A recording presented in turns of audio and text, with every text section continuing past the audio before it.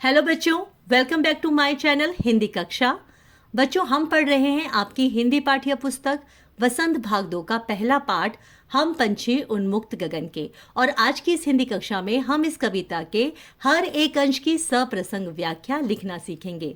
बच्चों, सप्रसंग व्याख्या के लिए इस कविता का हर एक अंश बहुत महत्वपूर्ण है, तो आप इस वीडियो को बड़े ही ध्यान से और शुरू से अंत तक पूरा जरूर देखिएगा।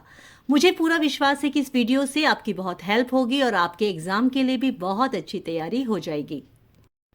प्रीवियस वीडियो में इस कविता के कठिन शब्दार्थ, उनसे वाक्य, कविता के हर एक अंश की व्याख्या और पाठ के सभी प्रश्न उत्तर के बारे में मैं आप सभी को विस्तार से पढ़ा चुकी हूं, जिनका लिंक इस वीडियो के डिस्क्रिप्शन बॉक्स में भी आपको मिल जाएगा। अगर आपने उन वीडियोस को अभी तक नहीं देखा तो जरूर देखिएगा और साथ ही साथ चैनल को सब्सक्राइब और बेल आइकन के बटन को प्रेस जरूर कर लीजिए, जिससे मेरी सारी वीडियोस और उनके नोटिफिकेशन आपको टाइम टू टाइम मिलते रहे। तो आइए अपनी आज की कक्षा शुरू करते हैं। बच्चों, आइए सबसे पहले सीखते हैं कि कविता के लिए आप किस तरह से प्रसंग को लिखेंगे। प्रसंग लिखते समय आपको 4 बिंदुओं के बारे में क्रम से लिखना होगा।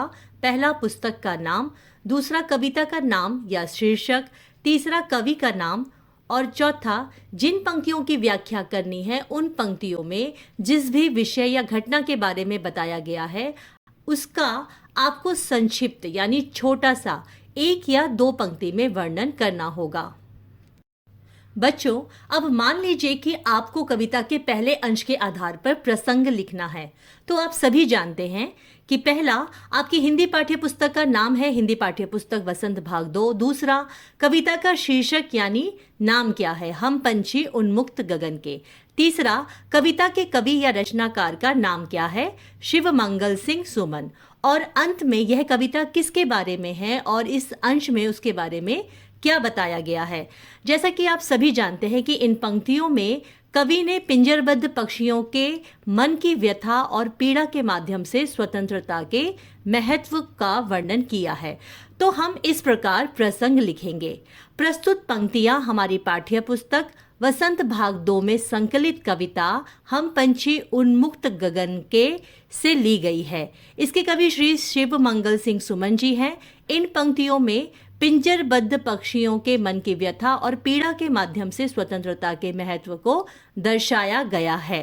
तो ये तो हो गया प्रसंग। इसी के साथ मैं आपको एक और बात बताना चाहती हूँ।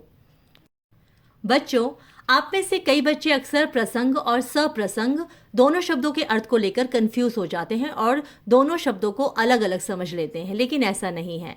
प्रसंग में स उपसर्ग लगने से सप्रसंग शब्द बन गया है, जिसका अर्थ होता है प्रसंग के साथ या प्रसंग सहित। तो अगर आपके एग्जाम में प्रश्न आता है प्रसंग सहित व्याख्या कीजिए या सप्रसंग व्याख्या लिखिए, तो इन दोनों बातों का एक ही अर्थ है, एक ही मतलब है। आप लोग पहले तो प्रश्न में पूछे गए अंश के लिए प्रसंग लिखेंगे और फिर उसके बाद उस अंश की व्याख्या को लिखेंगे। आइए बच्चों, अब जानते हैं कि व्याख्या का क्या अर्थ होता है और इसे कैसे लिखते हैं। बच्चों, व्याख्या का अर्थ होता है किसी विषय के बारे में विस्तार से किया हुआ वर्णन।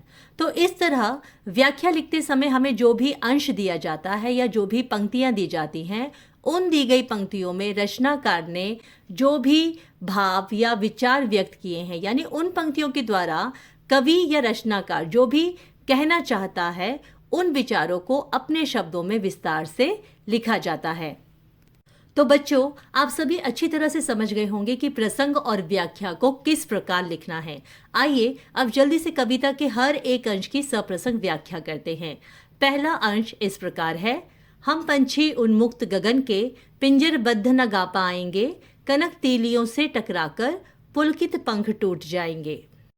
प्रसंग, प्रस्तुत पंक्तियां हमारी पाठ्य पुस्तक वसंत भाग 2 में संकलित कविता हम पंछी उन्मुक्त गगन के से उद्धृत है, जिसकी कवि शिवमंगल सिंह सुमन जी हैं।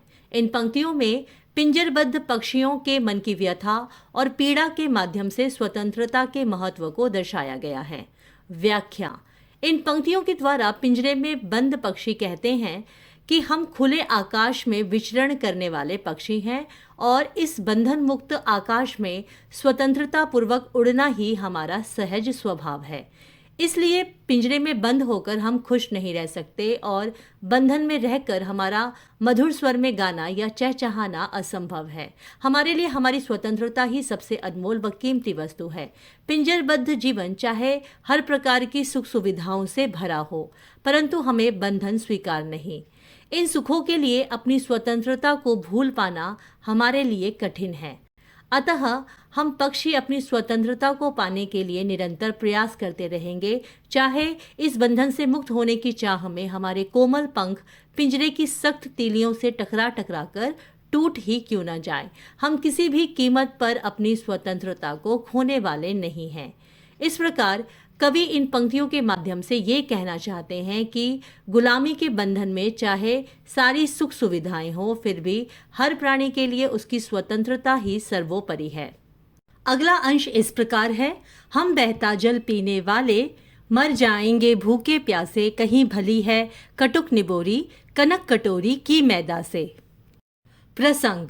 प्रस्तुत पंक्तियां हमारी पाठ्य पुस्तक वसंत भाग 2 में संकलित कविता हम पंछी उन्मुक्त गगन के से ली गई हैं, जिसके कवि शिव मंगल सिंह सुमन जी हैं।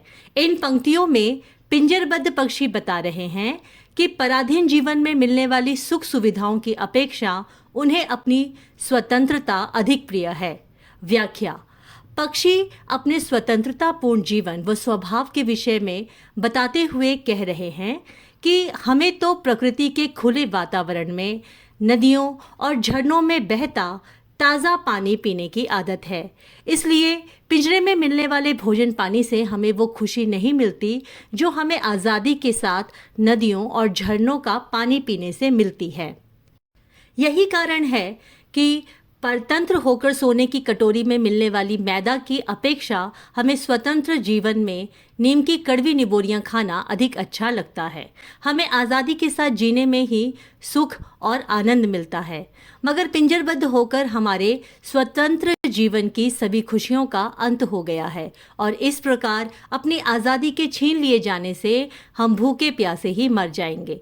अतः पक्षियों को अपने स्वतंत्र जीवन में चाहे कितना ही परिश्रम या समझौता करना पड़े, मगर उन्हें स्वतंत्र रूप से जीने में ही सच्चा सुख मिलता है। तो इन पंक्तियों में कवि यह कहना चाहते हैं कि इस संसार में हर प्राणी के लिए उसकी स्वतंत्रता ही सबसे अनमोल व प्रिय वस्तु है और बंधन में मिलने वाली हर सुख सुविधा स्वतंत्र जीवन की तुलना में व्यर्थ और महत्वहीन है। अगला अंश इस प्रकार है, स्वर्ण श्रृंखला के बंधन में अपनी गति उड़ान सब भूले, बस सपनों में देख रहे हैं तरु की फुनगी पर के झूले। प्रसंग। प्रस्तुत पंक्तियां हमारी पाठ्य पुस्तक वसंत भाग 2 में संकलित कविता हम पंछी उन्मुक्त गगन के से ली गई हैं, जिसके कवि शिव मंगल सिंह सुमन जी हैं। इन पंक्तियों में पक्षियों के जीवन के माध्यम से पराधीन या बंधन युक्त जीवन के कष्टों का वर्णन किया गया है। व्याख्या। पिंजरबद्ध जीवन के कष्टों के बारे में बताते हुए पक्षी कहते हैं कि सोने के पिंजरे में कैद होने के कारण वे अपने सहज स्वभाव और योग्यताओं से दूर हो गए हैं, जिसके कारण वे अपने उड़ने की गति और कला सब भूल गए हैं। वे न तो अब स्वतंत्र होकर उड़ सकते हैं और न ही खुले वातावरण में अपना जीवन बिता सकते हैं। इतना ही नहीं, बंधन में रहने के कारण पहले की तरह पेड़ की सबसे ऊपर की टहनियों पर बैठकर झूला झूलना, खेलना आदि उनके लिए अब केवल कल्पना मात्र बनकर रह गया है और जिन्हें केवल अब सपनों में ही देखा जा सकता है। अतः पराधीन होकर पक्षी अपनी इच्छाओं को पूरा करने में असमर्थ हो गए हैं। इस प्रकार कविता के इन पंक्तियों से कवि यह बताना चाहते हैं कि पराधीन जीवन हमारी योग्यताओं और क्षमताओं को समाप्त कर देता है और बंधन युक्त उस जीवन में हमारी इच्छाओं व खुशियों का कोई मूल्य या महत्व नहीं होता। अगला अंश इस प्रकार है, ऐसे थे अरमान की उड़ते, नीले नभ की सीमा पाने, लाल किरण सी चोंच खोल, चुगते तारक अनार के दाने। प्रसंग। प्रस्तुत पंक्तियां हमारी पाठ्य पुस्तक वसंत भाग 2 में संकलित कविता हम पंछी उन्मुक्त गगन के से ली गई हैं, जिसके कवि शिव मंगल सिंह सुमन जी हैं।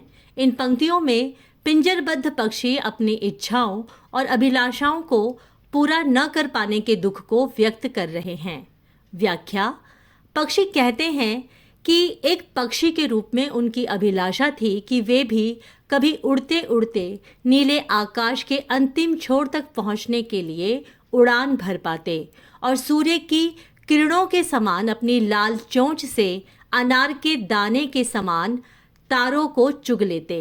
इसका अर्थ यह है कि पक्षी स्वतंत्र और साहसपूर्ण जीवन जीना चाहते हैं और अपने साहस से असंभव कार्यों को भी संभव करने की इच्छा रखते हैं, परंतु इस बंधन युक्त जीवन ने उनके सारे सपनों और इच्छाओं को और उनसे मिलने वाली खुशियों का अंत कर दिया है।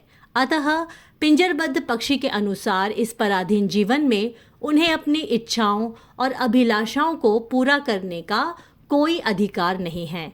इस प्रकार कविता की इन पंक्तियों से कवि यह बताना चाहते हैं कि केवल स्वतंत्र होने पर ही हम अपनी इच्छाओं को पूरा कर सकते हैं और आनंद का अनुभव कर सकते हैं, लेकिन पराधीन होने पर हमारी सारी खुशियां समाप्त हो जाती हैं।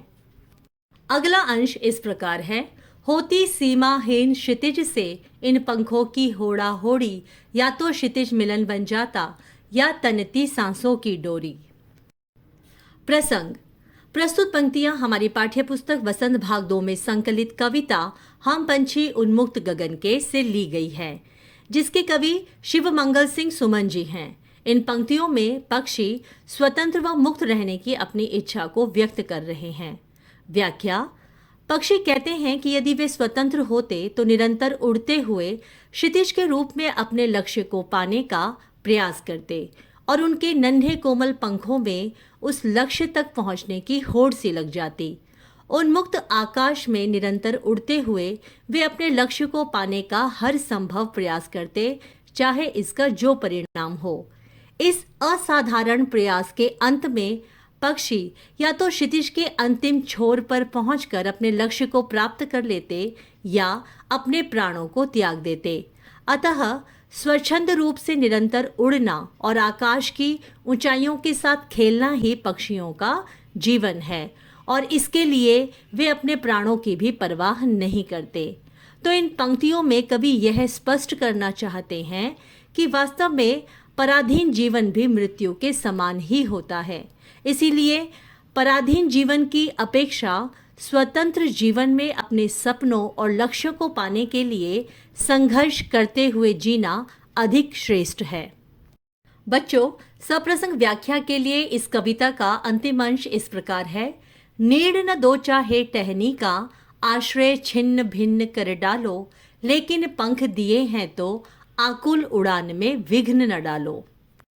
प्रसंग: प्रस्तुत पंक्तियां हमारी पाठ्य पुस्तक वसंत भाग 2 में संकलित कविता हम पंछी उन्मुक्त गगन के से ली गई हैं, जिसके कवि शिवमंगल सिंह सुमन जी हैं।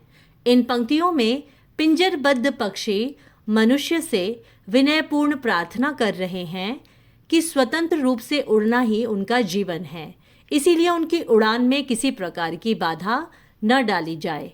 व्याख्या: इन पंक्तियों में बंधन युक्त जीवन के कष्टों से दुखी, विवश और असमर्थ पक्षी मनुष्य से प्रार्थना कर रहे हैं कि भले ही स्वार्थवश उनके आश्रय रूपी वनों को नष्ट कर दिया जाए और पेड़ों व उनकी टहनियों को नष्ट करके भले ही उनसे उनके घोंसलों को बनाने का स्थान भी छीन लिया जाए, परंतु एक पक्षी के रूप में इस प्रकृति ने उन्हें पंख दिए हैं और उड़ना उनका अधिकार है।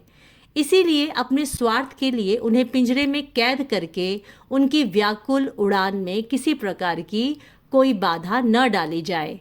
इस प्रकार पक्षी अपने स्वतंत्र जीवन और उड़ान के लिए अपना सब कुछ न्योछावर करने को तैयार हैं।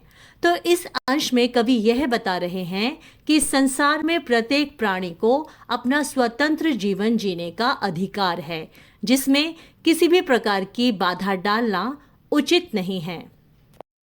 बच्चों, ये थी इस कविता के हर एक अंश की सप्रसंग व्याख्या और मैं आशा करती हूँ कि अब आप इस कविता के हर एक अंश का प्रसंग और उसकी व्याख्या को आसानी से लिख पाएंगे। इसके लिए आप खुद भी लिखकर इनका अभ्यास जरूर कीजिएगा और मात्राओं का विशेष ध्यान रखिएगा। और ज़्यादा अच्छा होगा यदि इस वीडियो को देखने के बाद आप स्वयं कविता के भाव को समझते हुए अपने शब्दों में व्याख्या लिखने का प्रयास करें। बच्चों, नेक्स्ट वीडियो में हम इस पार्ट के एक्स्ट्रा क्वेश्चन आंसर करेंगे, यानी कि अतिरिक्त प्रश्नोत्तर। तो इस वीडियो को लाइक और शेयर जरूर करें और आपको यह वीडियो कैसी लगी कमेंट करके मुझे जरूर बताइएगा। और यदि आपका कोई भी डाउट या प्रश्न हो तो आप कमेंट सेक्शन में जाकर मुझसे शेयर कर सकते हैं। और मेरी नेक्स्ट वीडियो का नोटिफिकेशन पाने के लिए चैनल को सब्सक्राइब और बेल आइकन के बटन को प्रेस करना ना भूलें। तो मिलते हैं अगली वीडियो में। आप सब इसी तरह खुश रहिए, स्वस्थ रहिए और हिंदी पढ़ते रहिए। धन्यवाद।